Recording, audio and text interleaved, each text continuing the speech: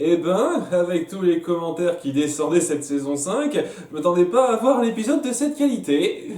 Donc l'épisode d'aujourd'hui est plus ou moins centré sur David. On commence par le flashback, où donc ils sont à Camelot, ils commencent à réfléchir à un moyen de trouver comment parler à Merlin, le retransformer en humain à partir de l'arbre qu'il est devenu. Et une des premières pistes sur laquelle il tombe, c'est qu'il existerait un champignon magique qui existerait dans une contrée assez loin d'ici, mais pas trop non plus, qui permettrait de communiquer avec l'esprit de Merlin. Je sais pas si c'est cet esprit de Merlin particulier ou tous les esprits, je sais pas, c'est très particulier comme... le descriptif n'est pas très clair, mais bon, voilà. Et là, David, qui se dit qu'il ne sert pas à grand chose dans les recherches, se dit, tiens, allez, je vais foncer le récupérer, même si c'est pas sûr qu'il existe et tout, hein, c'est une histoire de légende, étant donné qu'à peu près tout est une légende, bien sûr qu'il existe. Et Arthur se dit... se décide de l'accompagner pour l'aider dans cette quête-là. Ce qui amène d'une part à un très bel échange entre eux. Il y a de très bons échanges entre David et Arthur. Sincèrement, dans cet épisode, ça c'est, je pense, le cœur de cet épisode et ce qui fait qu'il marche très bien. Et ça commence très fort avec une discussion autour de Lancelot. Le fait que fut un temps, c'était son homme de confiance numéro un. Et bon, il a eu ce qui s'est passé avec Guenièvre, mais malgré tout, il le respecte encore et il est attristé d'apprendre qu'il est mort. Ouais, de la part de David, c'est plutôt fort, et puis il décide donc de partir en quête du champignon magique.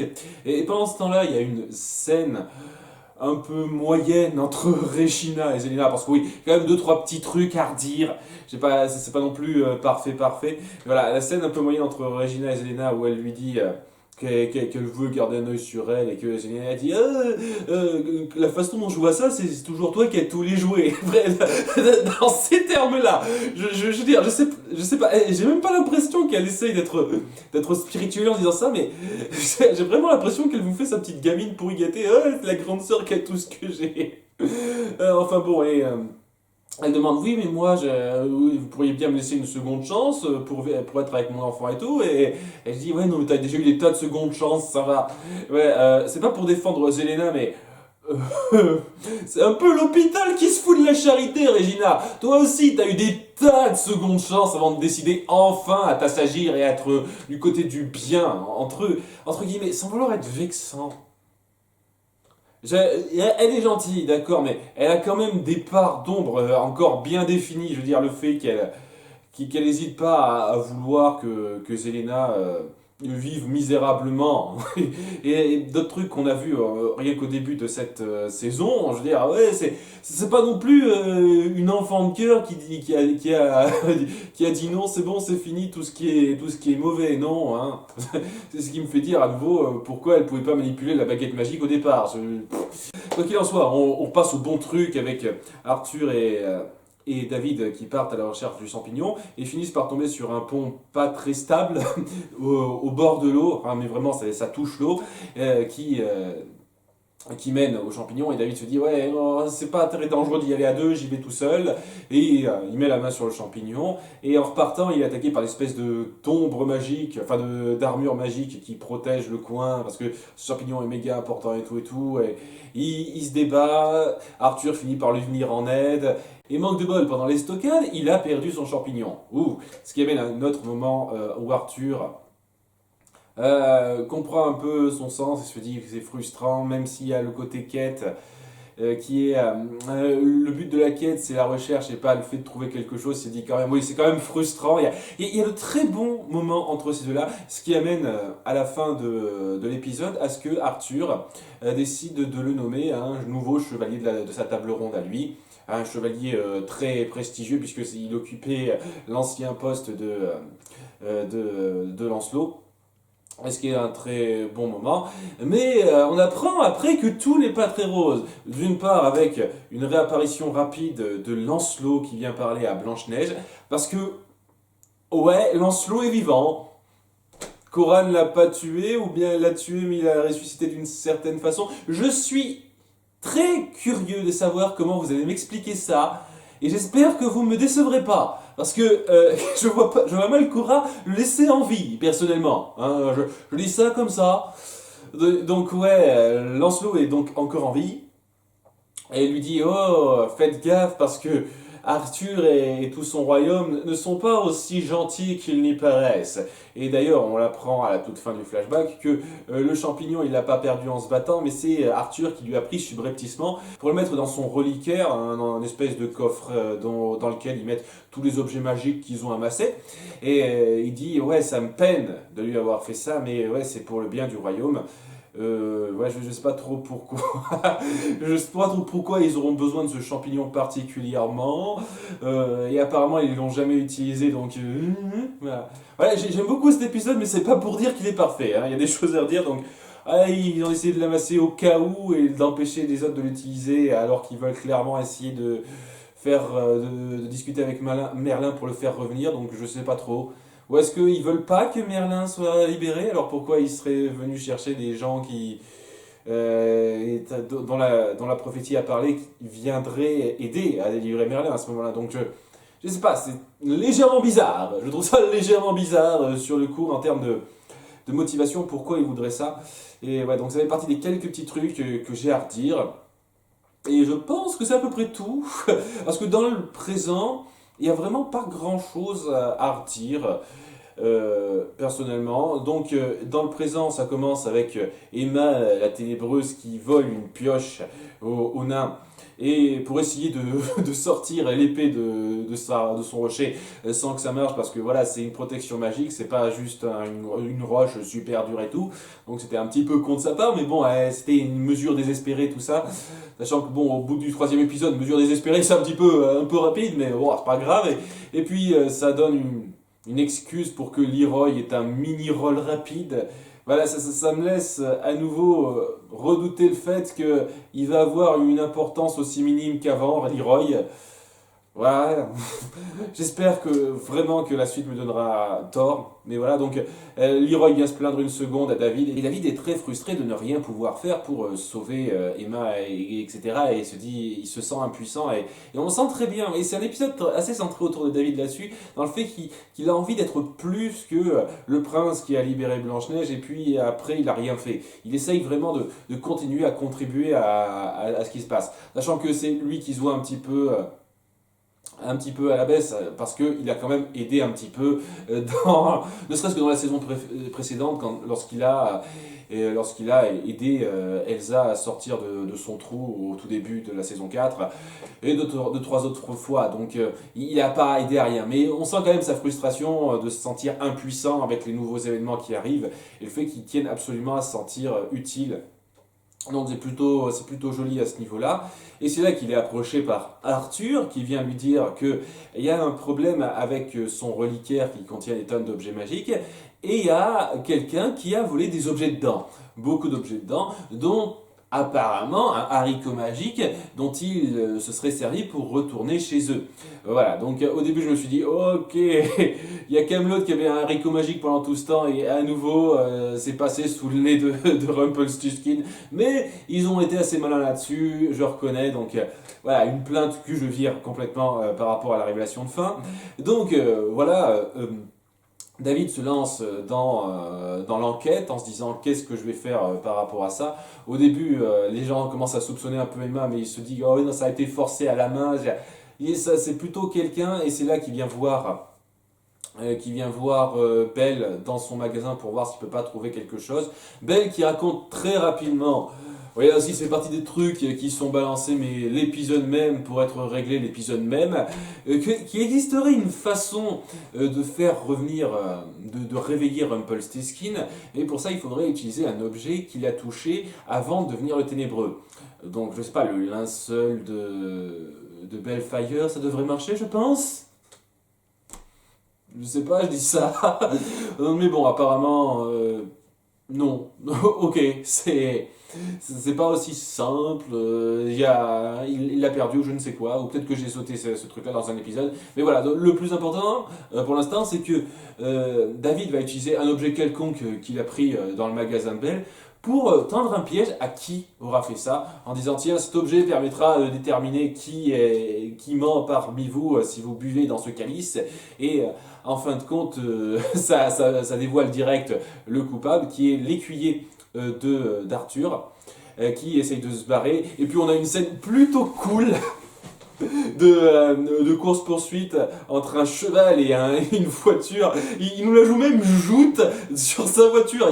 Vous savez, comme un chevalier qui utilise une lance, seulement cette fois il est sur une voiture, et au lieu d'utiliser une lance, il utilise une bûche de bois, une planche de bois. Comme pour le faire descendre de son cheval. C'était plutôt fun à suivre. Et donc...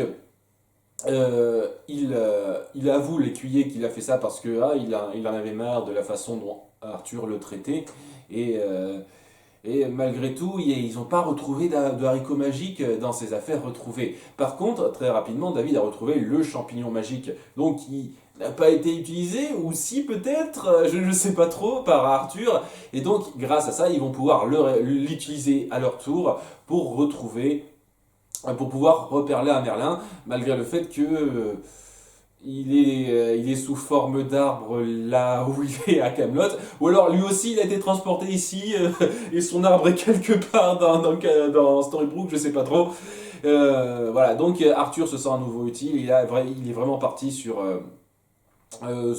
son besoin d'aider les autres. Et j'aime beaucoup ça, c'est une très bonne analyse de la psyché du personnage, j'ai beaucoup aimé ça. J'ai beaucoup aimé les divers échanges entre lui et Arthur, qui étaient très jolis. Mais voilà, les échanges entre lui et Arthur ont un petit côté faux malgré tout, parce que Arthur fait double jeu. Et pas double jeu, je suis méchant, tout ça, c'est un peu plus subtil que ça, pour l'instant. Parce qu'on apprend à la toute fin de l'épisode que tout ceci n'était qu'un coup monté, et que si l'écuyer lui a volé des trucs dans le reliquaire, c'est parce que Arthur lui a demandé, afin de manipuler un peu les gens de Storybrooke pour bien qu'ils croient qu'ils sont de leur côté, qu'il y a un truc qui s'est forgé entre eux et qu'ils puissent leur faire confiance. Parce que dans l'esprit d'Arthur, ce qui est assez compréhensible de son point de vue, les gens de Storybrooke sont très mal avisés, surtout les responsables, qui tiennent pas particulièrement à faire payer à la ténébreuse ce qui se passe. Ils cherchent à trouver un moyen de la sauver, et selon Arthur, c'est pas forcément la meilleure voie à prendre, et il faudrait se débarrasser d'Emma. Et il se dit, ouais, on peut pas faire confiance à ces gens-là, il faut gagner leur confiance, et vu qu'on va pas avoir de moyens de retourner à Camelot, ça paraît assez impossible, il va falloir qu'on reconstruise Camelot à partir de Storybrooke. Et donc pour ça, il va falloir les attaquer, les prendre en traître et tout, mais il y a quand même une raison très vache, mais relativement noble de la part d'Arthur à vouloir faire ça. C'est-à-dire qu'il pense à son peuple, mais vraiment son peuple trop au-dessus des autres, au point de vouloir d'être prêt à s'en prendre à une autre civilisation, à un autre peuple, pour le bien de son peuple à lui. C'est plutôt fort, et ça montre aussi un côté très intéressant dans le fait qu'il veut se débarrasser de son écuyer par peur qu'il dise à David, Blanche-Neige, etc., les véritables plans d'Arthur. Et plutôt que de le prendre par surprise par rapport à ça, plutôt que de dire tiens, ok, je te fais confiance et paf, je te tue par surprise, non. Il lui dit tiens, voilà une fiole de poison d'Agraba qui te fera disparaître complètement, ça te tuera et ton corps disparaîtra. Je veux que tu la boives pour que les gens de Storybrooke ne se doutent de rien, ne puissent pas te faire parler. Même si tu m'es très fidèle, je sais qu'ils ont la magie de leur côté et que tu risques de leur dévoiler quelque chose. Et après un moment très poignant où l'écuyer se dit « Ok, je le fais pour Camelot », et où Arthur le voit mourir sans y prendre le moindre plaisir, sans que ça lui plaise une seule seconde, en se disant pour Camelot, en ayant les larmes aux yeux presque de devoir tuer une personne qui lui est aussi fidèle. J'ai trouvé ça extrêmement fort. Extrêmement fort. C'est un nouveau type de méchant qu'on a encore, il me semble, jamais vu à nouveau dans Once Upon a Time. Et je le pensais pour Zut, je me souviens plus de son nom. Ingrid dans la saison 4. Je le pense aussi pour Arthur. Si c'est là-dessus qu'ils veulent partir pour Arthur, ça peut faire un genre de méchant aux motivations très fortes. Qui pense, qui est pas forcément méchant, mais qui pense beaucoup trop au bien de son peuple par-dessus le bien des autres.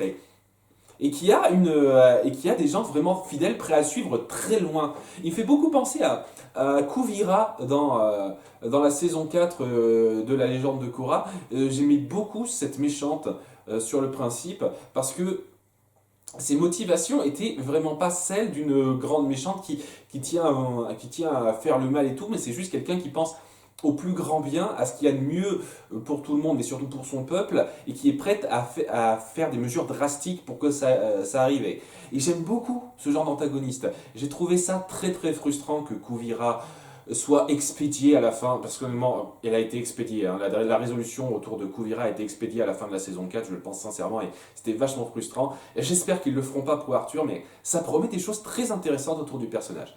Et ce qui fait que j'ai beaucoup aimé cet épisode et la façon dont la menace arthurienne a été instaurée. Et vraiment, j'ai beaucoup aimé ça. Bon, il y a autre petite chose à dire sur l'histoire de cet épisode. Il y a tout un passage avec, avec Killian Jones qui est invité de façon un peu forcée par Emma, qui semble essayer de rabibocher, de rester quand même en couple avec lui malgré le fait qu'elle soit ténébreuse. Donc ouais, c'est à nouveau, elle est consciente de ses pouvoirs, mais elle essaye quand même de faire venir les ténèbres et tout. Elle a quand même des attaches. Je sais pas, Rumpelstiltskin, du moins dans les saisons 1 et 2, surtout dans la saison 2 et la saison 3, c'était pas ça. Rumpelstiltskin, c'était quelqu'un qui était et qui pensait pas vive les ténèbres doivent gouverner le monde et tout et tout. Non, quand il avait quand même conscience de qui il était, malgré le fait d'être sous l'influence des ténèbres, il essayait quand même de faire des choses bien parce qu'il pensait aux personnes qu'il aimait. Elle pense que ça va faire quoi aux personnes qu'elle aime de relâcher les ténèbres. J'ai du mal avec ça, j'ai vraiment du mal. Voilà, mais c'est le concept de base, c'est pas tant l'épisode, parce que ouais, dans l'épisode ça passe, mais le concept, j'ai toujours du mal avec ça. Donc ouais, elle essaye de rabibocher, mais qui après un échange plutôt fort aussi entre deux, où Killian lui pose des questions, se rend compte qu'elle a changé dans ses priorités et que il fait la rétrospective de lui-même. Il se met en question son ancien lui-même en se disant ouais, lorsque Rumpelstiltskin était lui-même et pas le ténébreux, ce n'était pas un mauvais homme, c'était un homme bon qui pensait à sa famille, et c'était moi qui étais dans le tort à ce moment-là. Et les ténèbres, le ténébreux, c'est ça qui l'a changé et qui en a fait un salaud. Après, il s'est quand même légèrement rattrapé après coup. J'ai le sentiment que vous n'avez pas trop évoqué ça. À certains moments, il s'est un petit peu rattrapé, mais néanmoins, oui, il y avait quand même ça. Ce qui est plutôt joli à ce niveau-là, plutôt touchant sur cette rétrospective-là de Killian, et le fait qu'il ne peut pas arriver à aimer cette nouvelle Emma. Et donc oui, ça crée une espèce de rupture très, très amère, plutôt douce, assez prenante entre eux, que j'ai bien aimé. Et ça, mine de rien, ce n'est pas que pour ça qu'Emma avait mis ce rendez-vous en place. Il a mis ça en place pour lui piquer son épée. Il voulait lui piquer son épée parce que c'est quelque chose qui appartenait, qui a touché Rumpelstiltskin. Ouais, il a gardé la même épée pendant 200 ans. Et le fortige quand même qu'il a joué, il n'a jamais changé, il n'a jamais changé quoi que ce soit. C'est la même épée avec laquelle il a touché Killian Jones, enfin il a touché Rumpelstiltskin lorsqu'ils se sont rencontrés. Fortige quoi. Mais ouais, donc elle a pas fait ça que pour prendre l'épée. Je pense que c'était juste une excuse, une façade, parce que elle voulait vraiment essayer de faire en sorte que ça marche entre Killian et elle, malgré le fait qu'elle soit transformée en ténébreuse. Donc c'était relativement touchant à ce niveau-là. Et la raison pour laquelle elle a piqué l'épée de Killian Jones, c'est donc pour l'utiliser afin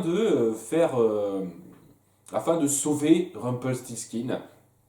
Voilà, donc elle a piqué le cœur de Rumpelstiltskin à la fin, et elle a utilisé donc l'épée de Killian Jones pour lancer le sort et le faire revenir à lui. Et maintenant il a un cœur pur entre guillemets, un corps complètement blanc, neutre, et elle décide de le transformer en héros pour qu'il puisse retirer Excalibur pour elle de sa roche. Ok, il n'y avait pas plus, il n'y avait pas plus rapide, plus simple comme ça.